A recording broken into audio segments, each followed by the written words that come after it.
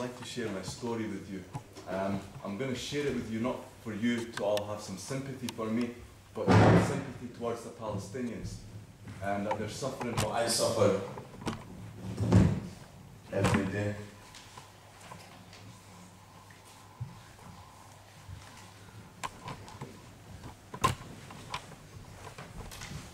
When I set off from Dundee, I set off for two reasons. First of all, Dundee collected 13 pallets to be donated to the Palestinians, and they entrusted me with those pallets to deliver it to them. That was the first reason, to try and supply as much aid as possible to the Palestinians who are really in need for it. And the second reason was, I've got family in Gaza, 6 aunties that I've never seen in my life.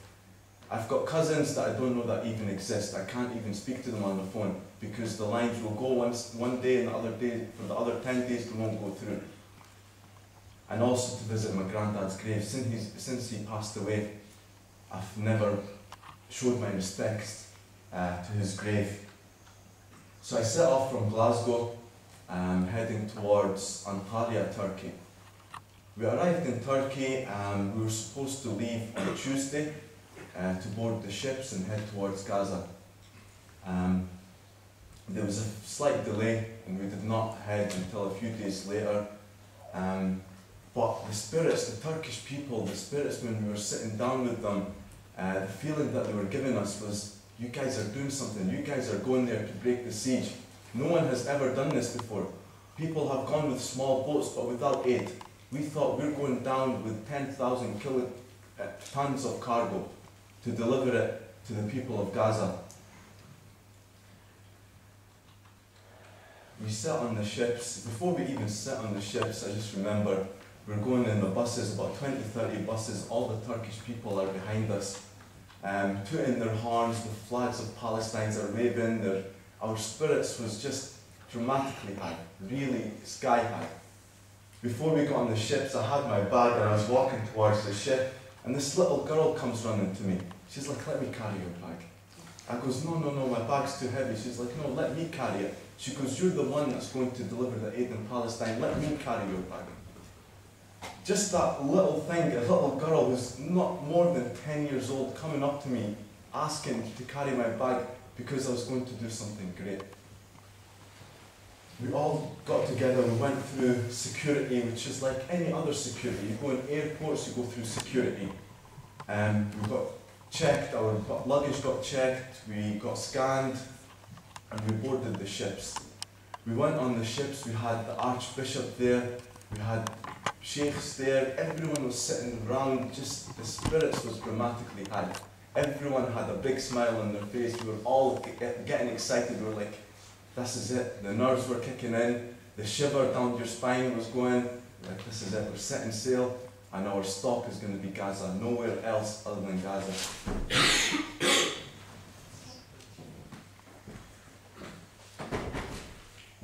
On the ship, we were going to sleep downstairs, but it was too packed. There was 600-700 people on the ship. The ship wasn't the biggest of ships. So we decided, me and 2 other people that were with me, 2 brothers, we decided to sleep on the deck, get a little bit of fresh breeze, sleep, look at the stars in the sky at night, just get that kind of spiritual feeling. Days went past, we set sail and then we had to stop waiting on the rest of the cargo ships to arrive, and then we'd all set off as a fleet.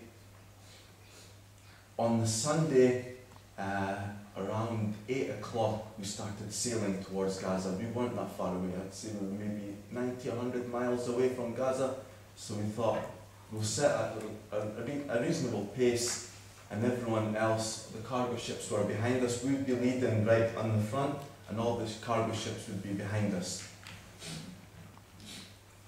At night time, we had a feeling, a few of the supervisors were coming round and saying, because even when we set off, they were saying that we're going to get under attack. So they were just trying to prepare ourselves. They were telling us to stand on a line and try, if the soldiers try and jump on the ship, just create a human shield against the Israeli soldiers, because we were unarmed civilians.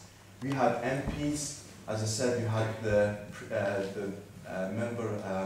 priest, we had sheikhs, we had older people. The oldest was 88 years of age, and the youngest was a 1-year-old. There was women, there was MPs from all over the world, we had the press, journalists, we had everyone, and we were all civilians. None of us, our aim was to go deliver aid to Gaza, to go and break the siege that's happening for 3 years in Gaza, but for 60 years in Palestine.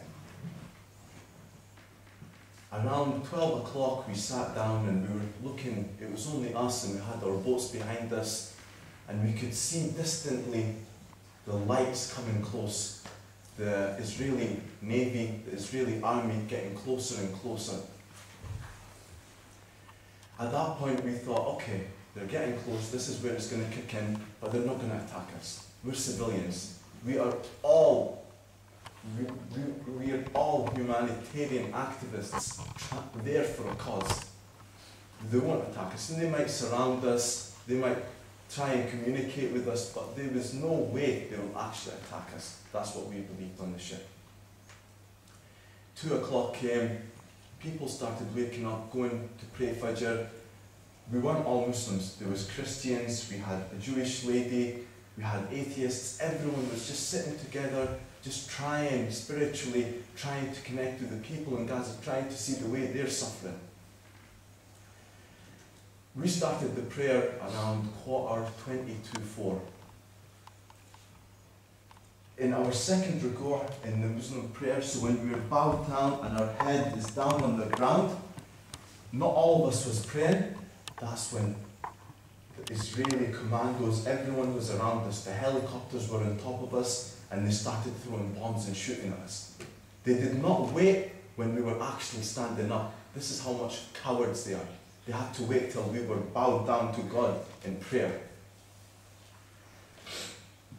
They attacked us. We had at least, I could see from where I was standing, at least 6 big ships, and also about 4 or 5 smaller ships. And these smaller ships carried around 20 to 30 commandos, and the big ships, I don't have a clue how many soldiers they carried.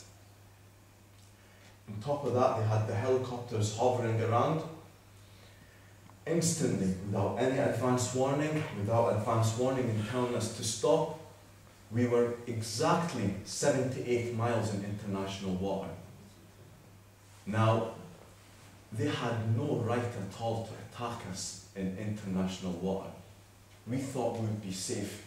We thought, international water, there is no way in the world they will actually come and try to attack a humanitarian aid convoy going to help the people of Gaza. Where I was standing at the front of the ship, so at the side of the ship. The back of the ship was on my right, and the front of the ship was on my left. The helicopter came above. Before the helicopter came, the small boats were throwing 3 types of grenades at us. They were throwing flashback bombs. As soon as they go off, they blind you for 10 minutes. They were throwing smoke bombs at us. They were throwing smoke bombs and gas bombs as well to try and knock us out. Then the helicopters came, and as I said, with no advance warning, they started shooting live ammunition at us. Now, we were innocent civilians. We had cameras. We were just running about. People were still praying.